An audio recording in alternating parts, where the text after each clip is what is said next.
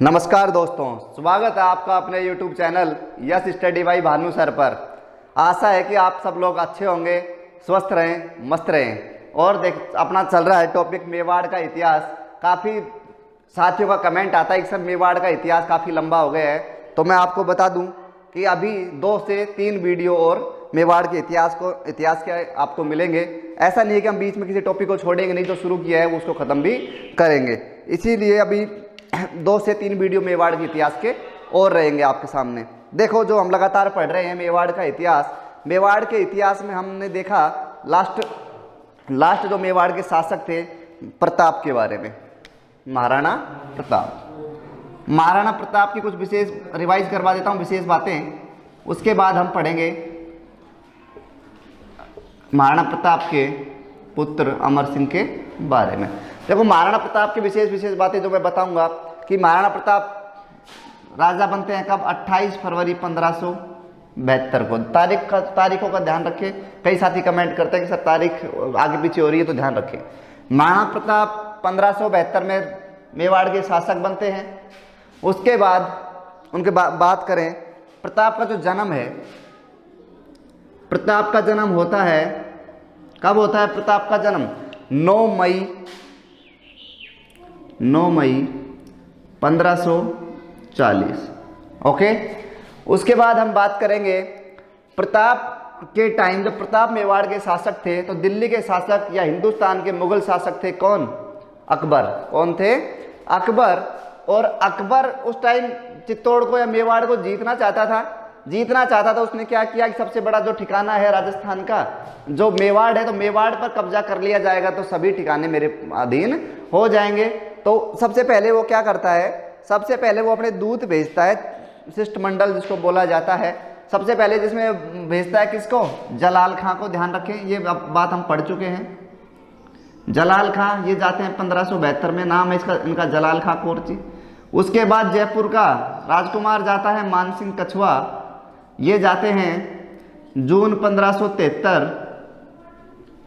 उसके बाद मानसिंह राजकुमार थे, फिर राजा जाते हैं, शासक जाते हैं जिनका नाम था भगवंत दास, ये जाते हैं जून जुलाई अगस्त सितंबर 1573। और लास्ट में जो उनका वित्त मंत्री होता है अकबर का, जिसका नाम होता है टोडरमल, ये जाते हैं कब? दिसंबर 1573। कहने का मतलब जलाल खां 1572, उसके बाद सब लोग जाते हैं 1573 में। मानसिंह 6ठे महीने में जाता है, भगवंत दास 9वें महीने में जाता है, टोडरमल जाता है 12वें महीने में। मानसिंह और भगवंत दास पिता पुत्र थे। मानसिंह राजकुमार था, भगवंत दास शासक था। ये अकबर ने अपने 4 शिष्टमंडल भेजे थे। ध्यान रखें, जब प्रताप ने अकबर की बातें नहीं मानी, इन्होंने प्रताप को समझाने की कोशिश की, लेकिन प्रताप नहीं समझा, तो फिर एक लास्ट कड़ी आती है युद्ध होता है। कौन सा युद्ध? युद्ध होगा हल्दी घाटी का युद्ध। अब देखो, हल्दी युद्ध कब हुआ? तो युद्ध हुआ 18 जून 1576 को। कई पुस्तकें या कई इतिहासकार इसको 21 जून भी बता देते हैं। युद्ध होता है, मुगल सेना है वो आ जाती है राजसमंद में मोलेला नामक स्थान पर, और जो प्रताप की सेना थी वो रहती है किस गांव में? वो भी राजसमंद में स्थित है, लोसिंग नाम का एक गांव था। वहां प्रताप की सेना अपना डेरा डाल देती है। इतनी बातें हम पढ़ रहे थे कि मोलेला में आई मुगल सेना और लोसिंग में आ गई थी प्रताप की सेना। ठीक है, दोनों में भयंकर युद्ध होता है। नैतिक रूप से बात करें तो प्रताप इस युद्ध में विजय रहता है। होता क्या है कि जब लड़ाई हो रही थी, मुगल सेना भाग रही थी, प्रताप की सेना पीछा कर रही थी उनका, तो एक मियत्तर खां नाम का एक सैनिक आता है और वो क्या झूठी खबर फैला देता है कि अकबर एक बड़ी सेना के साथ आ रहा है। इस कारण से मुगल सैनिकों का पैर वहां पर जमते हैं। ये बातें हो रही थी। युद्ध हुआ 18 जून 1576। इतनी बातें हो गई। अब ऐसे चलता रहता है और चित्तौड़ पर अधिकार हो जाता है बाबर का। इस युद्ध के बारे में किसने क्या कहा है, पहले ये सुने। जो एक मुगल इतिहासकार था जो युद्ध में साथ आया था मुगल सेना के, जिसका नाम था बदायूनी, उसने इस युद्ध को कहा है गोगुंदा का युद्ध। उन्हीं के साथ एक अकबर का एक और इतिहासकार था अबुल फजल, उसने इसको कहा है खमनोर का युद्ध, क्योंकि हल्दी घाटी का युद्ध गोगुंदा और खमनोर की पहाड़ियों के मध्य ही लड़ा जा रहा था। ऐसे ही बात करें कर्नल जेम्स टोड की, तो जेम्स टोड ने इस युद्ध को कहा है मेवाड़ का थर्मोपल्ली। और एक बात करें आधुनिक इतिहासकार आदर्शी लाल श्रीवास्तव ने इस युद्ध को कहा है बादशाह बाग का युद्ध। ये बातें इस युद्ध में ध्यान रखने लायक है या ध्यान हम इनको रख सकते हैं। युद्ध हुआ, उसके बाद एक युद्ध और हुआ, दिवेर का युद्ध, जिसमें अमर सिंह की बहादुरी का वर्णन किया गया है। मैं आपको बता दूं कि जो दिवेर का युद्ध था वो सन 1582 में होता है। सुल्तान खान नाम का एक सेनापति होता है मुगल सेना का, और वो आकर राजसमंद को या चित्तौड़ को चारों साइड से घेर लेता है। उनकी 4 चौकियां होती है जो मैंने तुम्हें कल बताई थी। चारों चौकियों में से एक उनकी प्रसिद्ध जो चौकी है उसका नाम था दिवेर, जो कि राजसमंद में थी।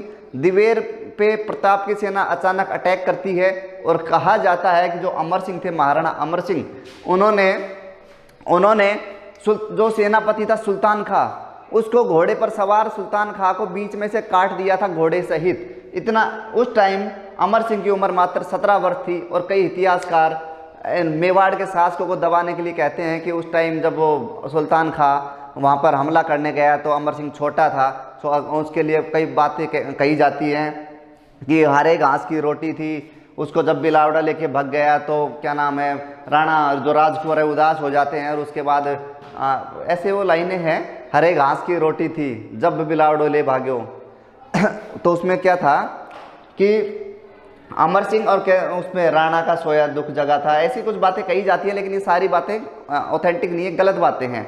उसके बाद दिवेर के युद्ध की देखो, हम देखते हैं हल्दी घाटी का युद्ध हम हर जगह पढ़ते हैं, क्योंकि उसमें अकबर जीता तो नहीं है खैर, लेकिन अकबर का जो है प्रभाव ज़्यादा रहता है। इस कारण से इतिहासकारों ने हल्दी घाटी युद्ध का वर्णन किया, कहीं दिवेर के युद्ध का वर्णन कहीं नहीं किया गया, क्योंकि दिवेर का युद्ध महाराणा प्रताप जीत चुके थे, तो उसका सेनापति ही मारा गया था। लेकिन इतिहासकारों ने मेवाड़ के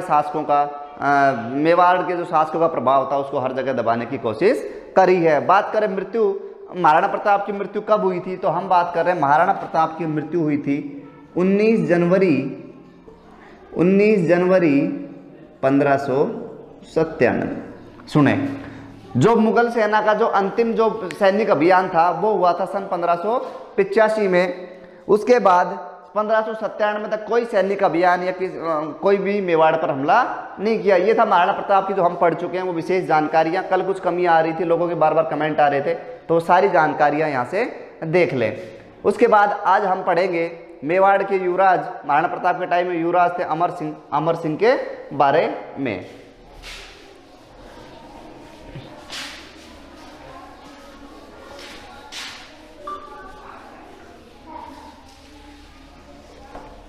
सुने, महाराणा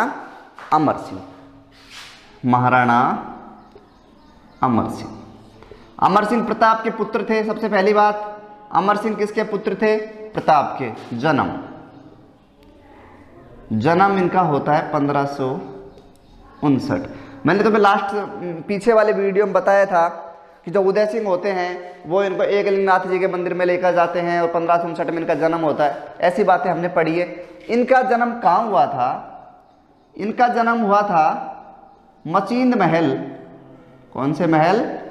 मचींद महल, जो कि राजसमंद में स्थित है, सन 1559 में हुआ था। ठीक है। अब इनके पिता की मृत्यु हो जाती है, देहांत हो जाता है 1597 में। तो ये राज तिलक इनका होगा कहाँ?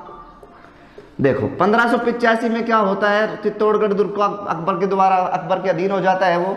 तो राज तिलक इनको, नई जो राजधानी है चावंड में होता है इनका राज तिलक 1597 में। इतनी बातें ध्यान रखें। अमर सिंह बहुत बहादुर थे, अपने पिता की तरह ही बहादुर थे। इनके पिता का नाम प्रताप था। माता का नाम क्या था? माता का मैंने तुम्हें बताया था, माता का नाम था अजबदे पवार। ये बातें हो गई। उसके बाद बात करेंगे, देखो इन्होंने 2 हिंदुस्तान के मुगल शासकों के शासनकाल में विद्रोह देखे हैं, या इनके साथ उन्होंने जो भी रहा है। उस टाइम 2 हिंदुस्तान के मुगल शासक थे। पहला था अकबर, पहला कौन सा था? अकबर। और दूसरा अकबर का पुत्र, क्या नाम था? जहांगीर। सुने मेरी बात, जो अकबर है, अकबर का जो शासनकाल रहा था वो कब तक रहा था? 1605 तक। और जहांगीर का था जो था 1605 से लेकर 1607 27 तक। और जो अमर सिंह का शासनकाल रहता है वो कब तक रहता है? वो रहता है 1597 से लेकर 1620। तो अकबर के काल में भी उन्होंने काम किया है और जहांगीर के काल में भी उन्होंने काम किया था। बात सुने, 1585 जगन्नाथ कछुआ, जो जगन्नाथ कछुआ था उस जो लास्ट जो अभियान हुआ उसके बाद कोई चित्तौड़ पर कोई अभियान नहीं था। लेकिन जब जहांगीर वहाँ के शासक बनते हैं, मुगल शासक के जो मुगल जो शासन था उसका जो शासक जहांगीर बनता है, तो वो मुगल दरबार लगाता है। कहाँ पर? मुगल दरबार लगाते हैं कहाँ?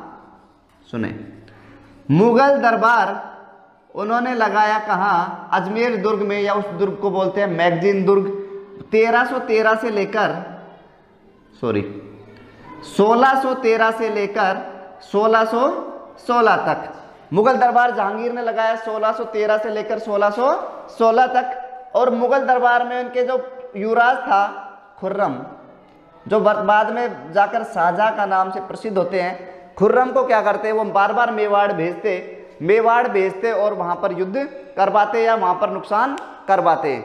इतनी बार खुर्रम को वहां विद्रोह के लिए भेजा, युद्ध के लिए भेजा कि मेवाड़ की जो सेना थी उन्होंने हथियार डाल दिए थे। और राणा जो अमर सिंह जो वहाँ के राणा थे उनको कहा था कि अब हम युद्ध नहीं लड़ सकते हैं, अकबर के पास बहुत बड़ा खजाना है, हमारे पास सब कुछ खत्म हो चुका है, आए दिन युद्ध होते हैं, फसलों में नुकसान होता है, जन धन दोनों की हानि हो रही है और अब हम क्या युद्ध नहीं कर सकते हैं। उस पर अमर सिंह राणा नाराज होते हैं, जवाब देते हैं कि मैं महाराणा प्रताप का उत्तराधिकारी हूँ, मेरे पिताजी दादाजी ने कभी अधीनता स्वीकार नहीं करी, तो मैं कैसे इसकी अकबर की अधीनता या मुगल शासकों की अधीनता स्वीकार करूं। ये बातें अमर सिंह की चल रही थी। उसी बीच अमर सिंह का जो पुत्र होता है उनका नाम होता है कर्ण सिंह। क्या नाम होता है? कर्ण सिंह। राजकुमार जो होते हैं कर्ण सिंह वो, और उनके साथ एक व्यक्ति होता है जो अमर सिंह के टाइम में, जो अमर सिंह जब थे मुगलों का सामना कर रहे थे तो उस टाइम एक सैन्य विभाग का स्थापना करते हैं। व्यक्ति का नाम होता है हरिदास चारण। क्या नाम होता है? हरिदास चारण। उस टाइम में हरिदास चारण के नेतृत्व में अमर सिंह ने एक सैन्य विभाग की स्थापना करी जो मुगलों से लड़ाई लड़ रही थी। तो वो जो व्यक्ति था हरिदास चारण, वो और कर्ण सिंह अपने पिताजी के पास जाता है हरिदास चारण के साथ और कहता है पिताजी को कि पिताजी अब हमारे पास युद्ध लड़ने के लिए सामग्री, अन्न, जन धन सबकी कमी आ गई है, मेवाड़ पूरा खोखला हो चुका है, तो अब हमें संधि कर लेनी चाहिए। ये बात सुनकर अमर सिंह अपने पुत्र से नाराज होता है। नाराज होकर वो राजपाट से संन्यास ले लेता है। ये बात क्योंकि उसको लगा था कि मैं कभी भी मुगलों की अधीनता स्वीकार नहीं करूंगा, इसलिए वो राजपाट से संन्यास ले लेता है। ये बात थी 1615 की। अब बात करें कर्ण सिंह और हरिदास दोनों संधि कर लेते हैं मुगलों से। कब करते हैं? उधर से मुगलों से जो संधि करने आता है वो था खुर्रम। कौन था? खुर्रम। और ये संधि हो जाती है 5 फरवरी सन 1615 को। 5 फरवरी 1615 को मेवाड़ और मुगलों की संधि होती है। इसी संधि को मुगल मेवाड़ संधि भी कहा गया है। ये बात हो गई। अब सुने, खुर्रम के साथ संधि करता है कर्ण सिंह और हरिदास, लेकिन संधि तो हो गई, संधि की कुछ शर्तें रखी गई। वो शर्तें क्या क्या थी? संधि की शर्तें, कुछ शर्तें मेवाड़ की तरफ से थी तो कुछ संधियां मुगलों की तरफ से थी।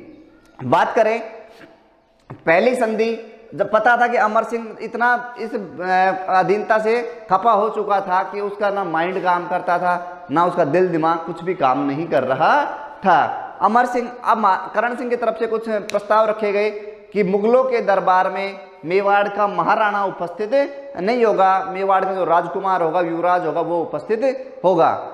इतनी बातें नहीं ये बातें हो गई थी, युवराज उपस्थित होगा। उसके बाद ये बात मुगलों के द्वारा मान ली जाती है। दूसरा रहता है, दूसरी मेवाड़ की तरफ से संधि होती है, या शर्त थी संधि की एक कि कोई भी मेवाड़ मुगलों में वैवाहिक संबंध स्थापित नहीं होंगे। ये बात भी मुगलों के द्वारा मान ली जाती है। तीसरी बात कि जो तुमने 1585 में चित्तौड़ का किला जीता था वो हमें वापस दे दें। ये संधि मान तो ली जाती है, लेकिन मुगलों की तरफ से एक बात आती है कि किला दे देंगे लेकिन उस पर तुम मरम्मत नहीं करवा सकते हो। ये बातें मान ली जाती है। तीसरी शर्त हो गई। चौथी शर्त की बात करें तो चौथी शर्त ये थी, वो दुर्ग की 5 मान, अगर जब मेवाड़ का युवराज तुम्हारे दरबार में जाएगा तो उसे तुम मनसबदारी भी दोगे। तो वो मनसबदारी थी, वो दी जाती है 5,000 की। मनसबदारी का मतलब संबंध किस से था? मतलब मनसबदारी का मतलब था सवारों से, मतलब घुड़सवार। कितने? 5,000 का मनसबदार बनाया गया। मतलब ये था कि 5,000 का जो मनसबदार बनाया गया है, तो वो जो कर्ण सिंह थे वो अपने शासन में 5,000 घुड़सवार रख सकते थे। ये थी बातें कर्ण सिंह की। अभी बात करें कर्ण सिंह को क्या नाम है? कर्ण सिंह पहला जो शासक था, ये तो कर्ण सिंह के पढ़ेंगे। तो और एक संधि की एक शर्त और थी कि 1,000 घुड़सवार सैनिक मुगलों को दिए जाएंगे मेवाड़ की तरफ से। कौन कौन सी संधि? पहली सुने कि महाराणा मुगल दरबार में उपस्थित नहीं होगा, महाराणा का जो भी युवराज होगा उपस्थित होगा। 1,000 घुड़सवार मुगलों को दिए जाएंगे। चित्तौड़ का किला वापस दिया जाएगा लेकिन उस पर मरम्मत नहीं होगी। ये बातें थी। कोई भी वैवाहिक संबंध स्थापित नहीं होगा। ये सारी बातें किसकी तरफ से थी? ये सारी बातें थी शर्तें, मेवाड़ मुगल जो संधि हुई थी उसके लिए ये शर्तें थी। कुछ महत्व ये थे संधि के कि उसके बाद मेवाड़ में शांति स्थापित हो गई थी। मेवाड़ मुगलों में वैवाहिक संबंध बिल्कुल बंद हो चुके थे। कुछ महत्व थे। अब सुने बात आगे की। चावंड, अब चित्तौड़ वापस आया तो नई राजधानी क्या बनेगी? चित्तौड़ वापस, क्योंकि पुरानी पहले चित्तौड़ थी, पुनः राजधानी बनती है चित्तौड़। कब? 1615 में संधि हुई, तो चित्तौड़ राजधानी कब बनेगा? 1615 में। तो ध्यान रखें कि इनका राज तिलक कहाँ हुआ था? चावंड में, क्योंकि उससे पहले चित्तौड़ इनके पास था नहीं। मेवाड़ के सभी शासकों का राज तिलक चित्तौड़ दुर्ग में होता था, लेकिन उस टाइम राजधानी क्या थी? चावंड। इतनी बातें ध्यान रह गई। अब सुने, अब अमर सिंह नाराज थे। अमर सिंह नाराज होकर राजपाट से संन्यास ले लेते हैं और वो चले जाते हैं एक जगह जिसका नाम होता है गंगोद भव। क्या नाम होता है? गंगोद भव। गंगोद भव एक जगह थी जो पड़ती थी आहड़ में। ये यहीं रहते हैं और इनकी यहाँ रहते रहते मृत्यु हो जाती है। कब? 1620 में। कब होती है? 1620 में इनकी मृत्यु हो जाती है। जहां इनकी मृत्यु होती है वहीं इनकी छतरी बना दी जाती है। ध्यान रखें कि महाराणा अमर सिंह की छतरी कहाँ है? तो ध्यान रखें, आहड़ भी ऑप्शन में आ सकता है, या गंगोद भव। गंगोद भव को बाद में हम कहने लगे थे क्या? महासतिया। क्या कहने लगे थे? महासतिया। महासतिया। तो एग्जाम में ये भी आ सकता है कि महासतिया क्या है। तो हम ध्यान रखें कि महासतिया, जहां मेवाड़ के जो राजा थे उनकी जहां छतरियां बनाई जाती थी, वो स्थान क्या कहलाता है? महासतिया।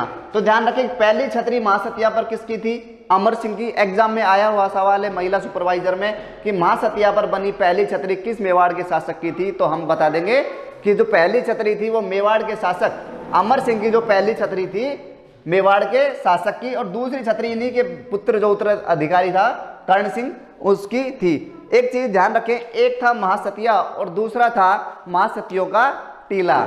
महासतियों का टीला दोनों अलग अलग हैं। महासतियों का टीला क्या है? महासतिया मैंने बताया जहाँ की मेवाड़ के शासकों की जहाँ पे छतरी बनती है वो जगह क्या थी? महासतिया।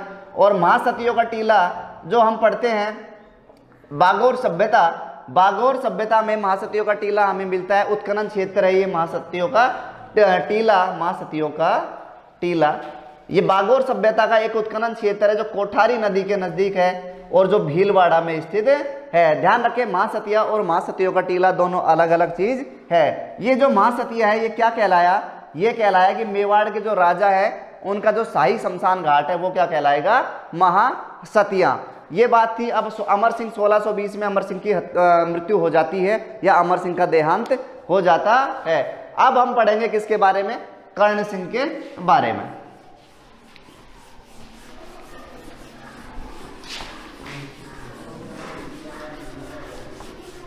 अब कर्ण सिंह हैं अमर सिंह के राजकुमार या अमर सिंह के पुत्र थे कर्ण सिंह।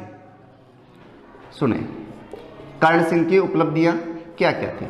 सबसे पहले ध्यान रखें कर्ण सिंह का जो शासनकाल था 1620 से लेकर 1628 तक था। इनका राज तिलक देखो अब कहाँ होगा? समझे। इनका राज तिलक होगा, अभी तक राजधानी चामुंड थी क्योंकि अकबर के टाइम में चित्तौड़ जीत लिया जाता है।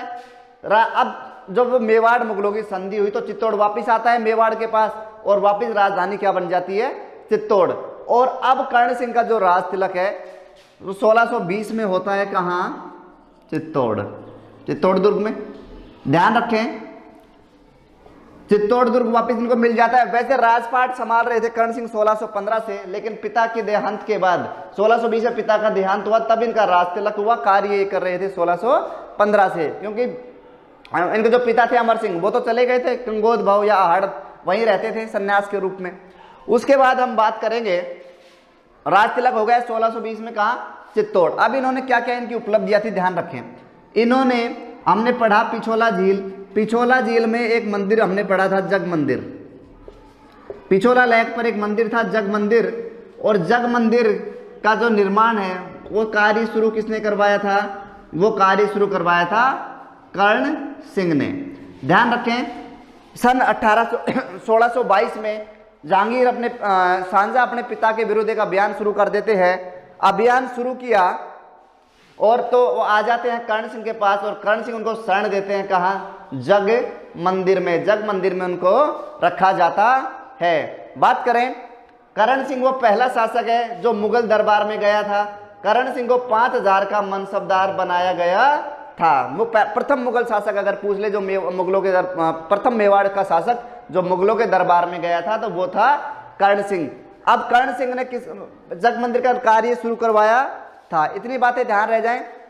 इनकी भी छतरी, इनके बाद 1628 में इनकी देहांत हो जाता है और इनकी छतरी कहाँ बनती है, इनकी छतरी बनती है कहाँ, महासतिया जो आहाड़ में उपस्थित था। ये थी कर्ण सिंह की उपलब्धियां। कर्ण सिंह के बारे में कोई विशेष नहीं था।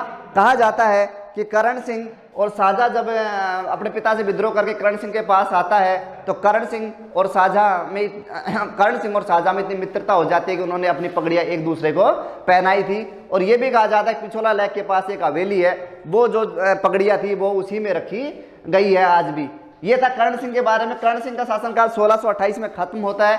उसके बाद हम देखते हैं जगत सिंह के बारे में। जगत सिंह कर्ण सिंह का पुत्र था।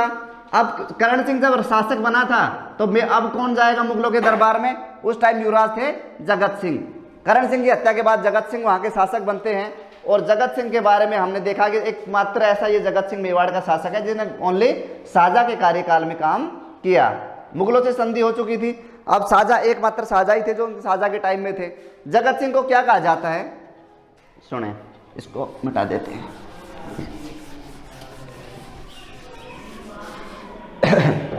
बात करेंगे जगत सिंह के बारे में। जगत सिंह का शासनकाल रहता है 1628 से लेकर 1652 तक। राज तिलक कहाँ होगा, चित्तौड़ इनके पास था तो राज तिलक वहीं होना है, चित्तौड़ में। ध्यान रखें, पिता का नाम कर्ण सिंह था। पिता कर्ण सिंह ने, इनके जो पिताजी थे कर्ण सिंह, उन्होंने पिछोला झील पर जग मंदिर का निर्माण करवाया था। उस कार्य को पूरा किसने करवाया, जगत सिंह ने। तो ध्यान रखें, जग मंदिर जो महल था, जग मंदिर महल, इसका कार्य पूरा करवाया किसने, जगत सिंह ने। इतना ध्यान रह जाएगा, ठीक है। ये जो मंदिर है ये कला के लिए प्रसिद्ध मंदिर है, इसमें कोई पूजा पाठ नहीं होती है। उसके बाद इन्होंने क्या करवाया, जगदीश मंदिर का निर्माण करवाया। कहाँ, आज वर्तमान में उदयपुर शहर है, वर्तमान में उदयपुर शहर के अंदर जगदीश मंदिर का निर्माण करवाया, जिसे सपनों से बना मंदिर या जगन्नाथ का मंदिर भी कहते हैं। इतनी बातें हम देख रहे थे, ठीक। जगदीश मंदिर का निर्माण करवाते हैं जो जगदीश चौक नाम की जगह पर स्थित है। इतनी बातें हो गई थी। उसके बाद बात करें, ये दानवीरता के लिए बड़े प्रसिद्ध थे। दानवीरता के लिए कौन सा मेवाड़ का शासक प्रसिद्ध था, तो हम कह सकते हैं जगत सिंह जो फर्स्ट। ध्यान रखें, ये अमर सिंह फर्स्ट, उसके बाद है जगत सिंह प्रथम। जगत सिंह प्रथम है, ये दानवीरता के लिए प्रसिद्ध थे। उसके बाद हम बात करेंगे जगदीश मंदिर में इनकी एक धाय माँ थी। धाय माँ का नाम था नोजूबाई। क्या नाम था, नोजूबाई। धाय का मतलब समझते हो, जो पालन पोषण करती है महिला, वो धाय माँ कहलाती है। इन्होंने अपनी धाय माँ के लिए जगदीश मंदिर के निकट एक मंदिर का निर्माण करवाया जो विष्णु भगवान को समर्पित था। ध्यान रखें, उस मंदिर को ढाई मंदिर या नौजूबाई का मंदिर भी कहते हैं। इतनी बातें हो गई, ढाई मंदिर या विष्णु भगवान का मंदिर था जो नौजूबाई का मंदिर भी कहते हैं। इतने बातें थी इसके बारे में। और इनके बारे में कुछ बताऊं मैं आपको, दानवीरता और वाक्पटुता के लिए प्रसिद्ध थे। इन्होंने अपनी दाई माँ के लिए एक मंदिर का निर्माण करवाया था जो मंदिर विष्णु भगवान के लिए था। दोस्तों, आज के वीडियो में था जगत सिंह, कर्ण सिंह और अमर सिंह के बारे में हमने पढ़ लिया है। अब हम बात करेंगे नेक्स्ट वीडियो में महाराणा राज सिंह के बारे में। अगर वीडियो आपको अच्छी लगी है तो लाइक करें, शेयर करें, कमेंट करें। धन्यवाद दोस्तों।